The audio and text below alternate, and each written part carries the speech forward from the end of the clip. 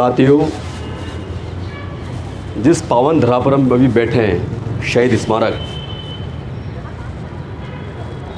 ये देश के जांबाजों की याद में स्मारक को बनाया गया है। तो मैं चाहता हूँ सबसे पहले हम भारत माता का जयकारा लगाएं, ताकि यहाँ सरकार में बैठे गूंगे और बहरे लोगों की आवाज़ तक ये अपनी आवाज़ पहुँच सके। भारत माता की, भारत माता की। मैं सबसे पहले कहना चाहता हूं, जो ये प्रकरण हुआ इस मासूम बच्ची अमायरा का, अगर ये प्रकरण एक घटना होती तो मैं तो मेरे बारे में कह रहा हूं कि मैं आज यहां पर उपस्थित नहीं होता, क्योंकि जो ज़्यादातर नौजवान जानते हैं मेरे बारे में, उनको अच्छी तरीके से पता है मैं उसी आंदोलन में कूदता हूं जहां मुझे लगता है कि यहां सच्चाई, ईमानदारी और किसी के खिलाफ अन्याय हुआ है। जिस दिन ये घटना घटी थी, उस दिन अखबार की हेडिंग आप लोग पढ़ना, पढ़ ली हो तो अच्छी बात है, नहीं पढ़ी हो तो जाकर के पढ़ना। जब शिक्षा विभाग के लोग, अध्यक्ष महोदय 2 मिनट शांत, जब शिक्षा विभाग के लोग, जिला शिक्षा अधिकारी मौके पर गया, स्कूल के अंदर गया, थाने की पुलिस मौके पर गई, तो स्कूल प्रशासन के द्वारा इनको स्कूल के अंदर घुसने नहीं दिया। जहां घटना स्थल था उसको साफ कर दिया गया। पेशे से वकील हूं, कोर्ट में वकालत करता हूं तो काला कोट पहनता हूं और 5 बजे बाद जनता के लिए सड़कों पर लड़ता हूं। इसलिए दोनों इन चीजों को मद्देनजर रखते हुए मैं आप लोगों से दावे के साथ कह रहा हूं, सबूत कौन मिटाता है मुझे बताओ आप।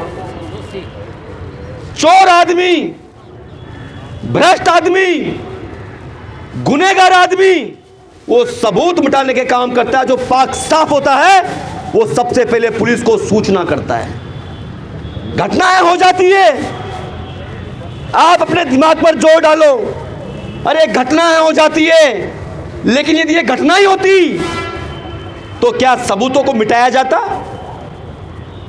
शिक्षा विभाग ने गलती मानी,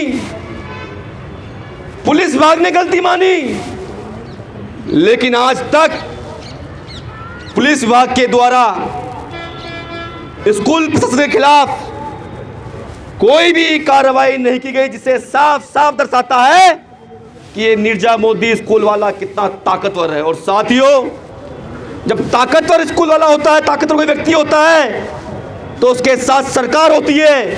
लेकिन मेरा ये मानना है जनता से बड़ी कोई ताकत नहीं होती। जनता अच्छे ताकतवर लोगों को सड़क पे ला करके छोड़ देती है। यदि आप लोगों ने इस आंदोलन को एक दिन का सांकेतिक धरना ना समझ करके दिल से और ईमानदारी से साथ दिया, तो मेरा तो अनुभव है, मैं तो आज तक जहां बैठा हूं इंसाफ लेके उठा हूं। चाहे मेरे बारे में मालूम कर लेना है, मेरी प्रोफाइल चेक कर लेना। जहां उठा हूं समय लगता है, हम सोचे एक दिन के लिए आ गए, भाषण दे दिया, फोटो खींच ली, पोस्ट डाल दी। ऐसे आंदोलन और ऐसे न्याय की लड़ाइयां नहीं लड़ी जाती। आपको सौगंध है इस पवित्र स्थल की। अगर वास्तव में इस बच्ची के प्रति दिल में आपकी आत्मा में दर्द है और आप चाहते हो भविष्य के अंदर कभी किसी और बच्ची के साथ, किसी मासूम बच्ची को ऐसा कदम उठाना ना पड़े, तो ये चेतावनी धरना है। ये कहना चाहता हूं प्रशासन से, ये सांकेतिक नहीं, ये चेतावनी धरना है। 7 दिन का है, 10 दिन का।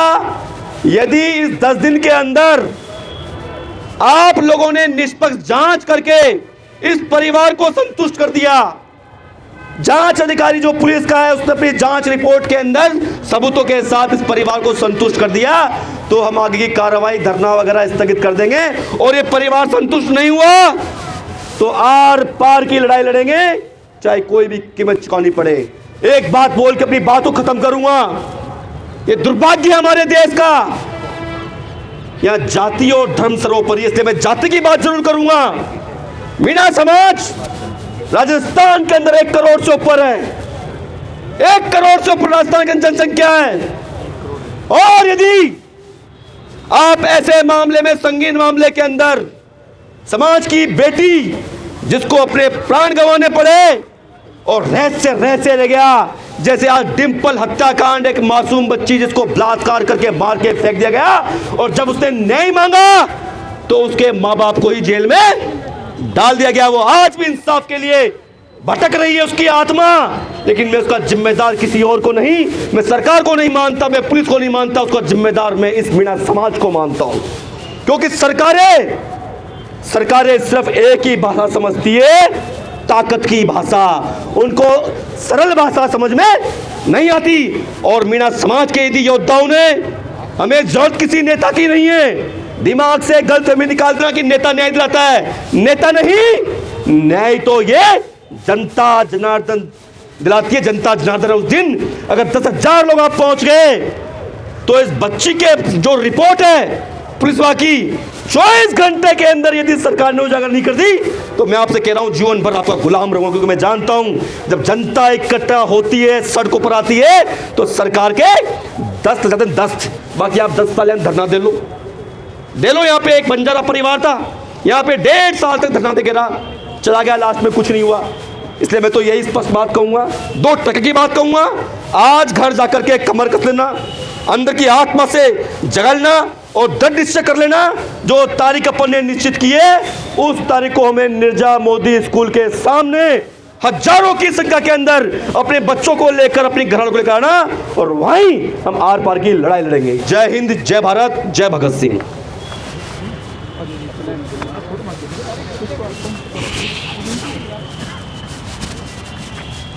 अब कार्यक्रम समाप्ति की ओर है। आज जिस प्रकार से आप सभी यहाँ पर बड़ी